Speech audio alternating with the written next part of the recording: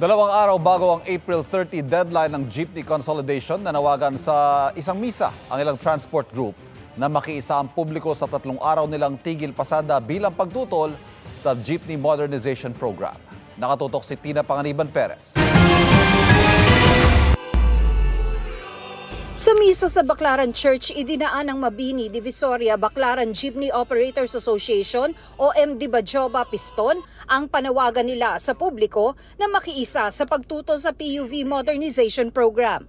Ang laban po ng mga tsuper ay laban rin ng commuter. Sa sobrang mahal ng mga minibus na nilalako nila, baka umabot ng 30 hanggang 40 ang minimum fare niyan. Kung kailangan mag-modernize ay dapat punduhan ng gobyerno. Kasama ang grupo ni Buelia sa transport strike bukas. Mula sa Baclaran, tutulak sila pa Espanya sa Maynila bandang alas 2 o alas 3 ng hapon. Ayon kay Buelia, doon magkikita-kita ang ilang grupo bago magpunta sa Menjola kung saan nila balak manatili hanggang May 1. Nanawagan ng ACT Teachers Party List sa Korte Suprema na maglabas ng temporary restraining order laban sa PUV Modernization Program na magreresulta lang anila sa kawalan ng hanapbuhay ng libo-libong mga jeepney driver dahil sa pagkiling anila nito sa malalaking negosyo at dayuhang korporasyon.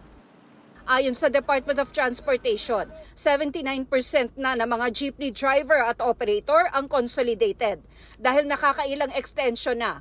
Huli na raw ang April 30 deadline. The final deadline, may dalawang grupo tayo na talagang ayaw sumama sa konsolidasyon. Pumunta naman ata sila sa Supreme Court last year. Hintay na lang siguro yung decision ng Supreme Court. Hanggang wala yon, siguro we're moving forward. Wala na rin daw mga bagong kooperatiba o korporasyong papayagang mabuo pagkatapos ng April 30. Maghihigpit daw ang pamahalaan laban sa mga hindi nag-consolidate at ituturing ng kolorum. Pero anya hindi mawawala ang mga traditional jeepney. Pag nag-consolidate ka, as long as roadworthy yung traditional jeep mo, tuloy lang, pasada ka.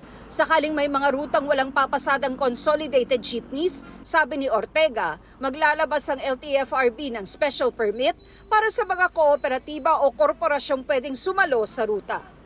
Para sa GMA Integrated News, Tina Panganiban Perez, nakatutok, 24 oras. Mga kapuso, patuloy na tumutok sa mga balita. Mag-subscribe sa GMA Integrated News sa YouTube.